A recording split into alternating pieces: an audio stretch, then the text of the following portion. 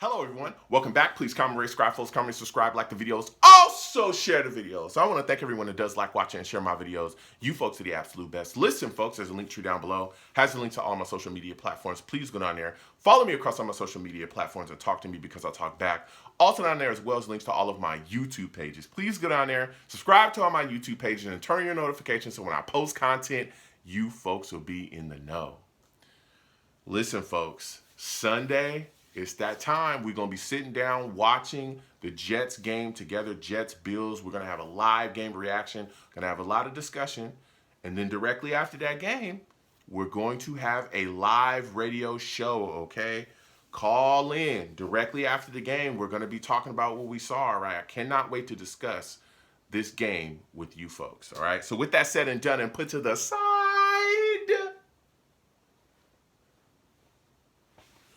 I'm coming to talk to you folks today about the New York Jets not swinging a huge trade before the trade deadline, all right? Now, listen here.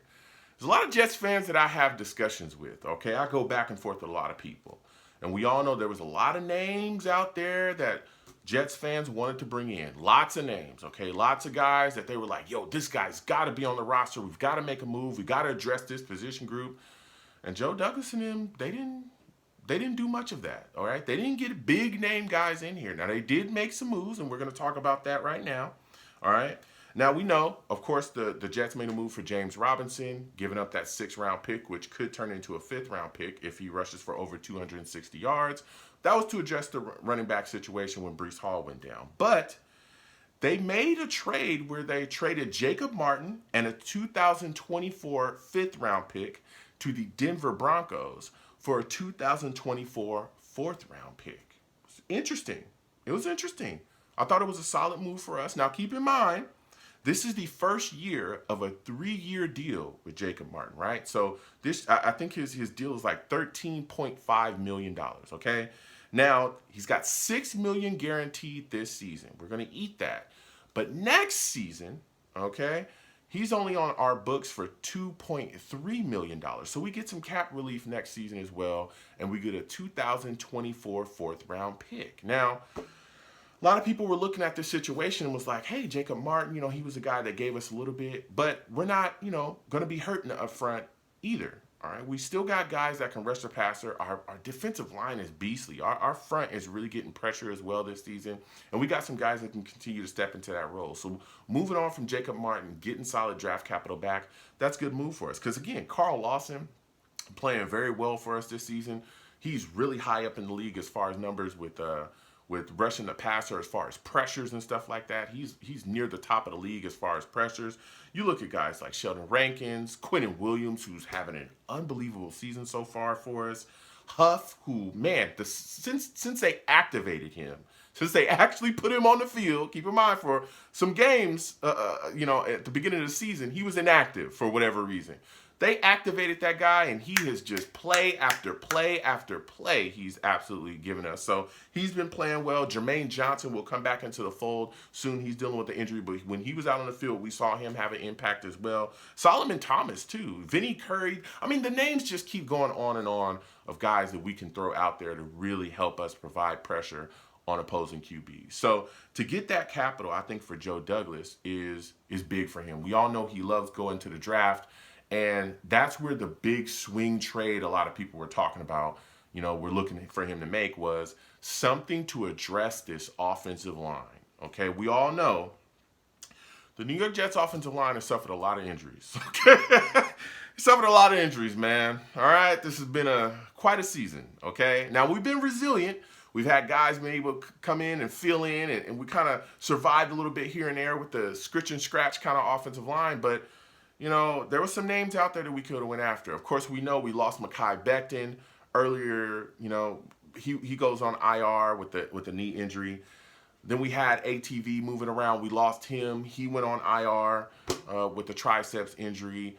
Dwayne Brown was on IR for a certain period because of a shoulder injury. We signed him after Mekhi Becton. We saw Fant go on IR as well. Max Mitchell, who was playing very well out there on right tackle, he went on IR as well. That's why we had ATV swinging all over the place from guard to left tackle, from left tackle to right tackle. So I looked at this situation, and a lot of people were saying, hey, Laremy Tunsil, Jack Conklin, go after one of those guys, Joe Douglas. Do it and do it now. Now, Laremy Tunsil, let me tell you something. That guy's phenomenal, okay? That guy's phenomenal. But I looked at this before the trade deadline, and I was like, I don't know if Joe Douglas is going to do this. Because, again, the capital that you'd have to give up for Laremy Tunsil is going to be something serious, all right? This guy's one of the best offensive linemen, let alone one of the best tackles in the league, period, okay? He's got every single tool that you need. We've seen him go out there for years and just do his thing. He's unbelievable. But you're going to give up a first and, some change for a guy that's playing at the level that he's playing at. And you're also going to have to compensate him because there's some contract issues with him. I think he makes $17 million this season. He makes a boatload of money after next season. But the issue with him is he wants to restructure that contract. He does not like the way his contract is structured. He wants more money. And he's talked about that. There's issues with him and the Texans with that. So, you'd have to give up big draft capital for him, and then you'd have to turn around and also give him big money. And I don't know if Joe Douglas was looking to do that as of right now, as of this moment, okay? The other name was Jack Conklin. I thought that Jack Conklin was a little bit more of a possibility because of the type of capital that you have to give up for him. And he could come in and be a very solid lineman here. He's very good. Come in, fill our right tackle position, good to go. And that was another question with Laremy Tunsil as well, because Laremy Tunsil only plays left tackle.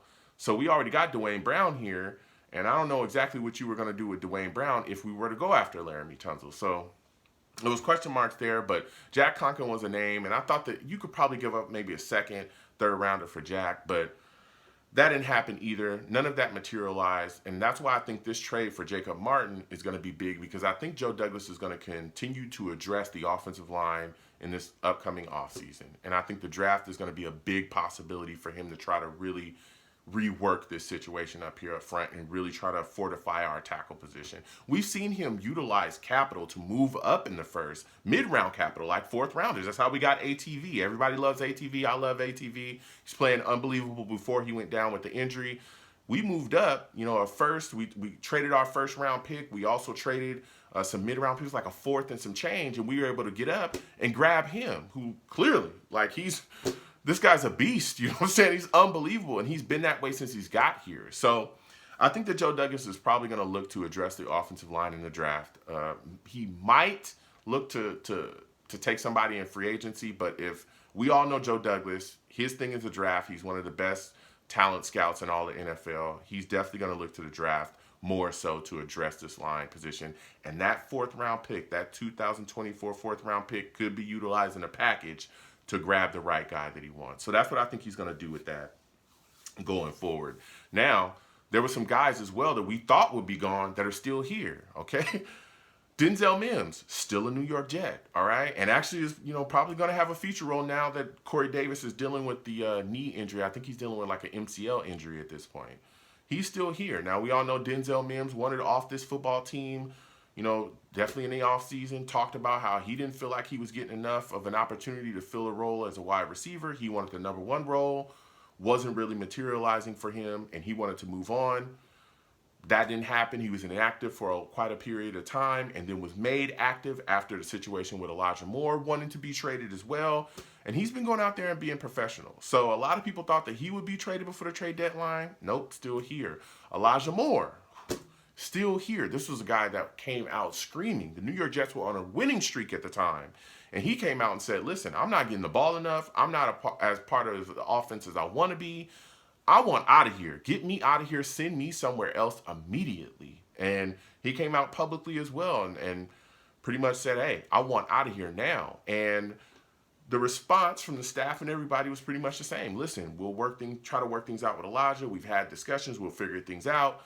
But trading him is not an option. And they stayed pat with that. And there it was. He has not been moved on from. And ever since this is kind of simmered down a bit. Again, he didn't even fly with the team going into the Broncos game. He wasn't even there. He was still, at the crib.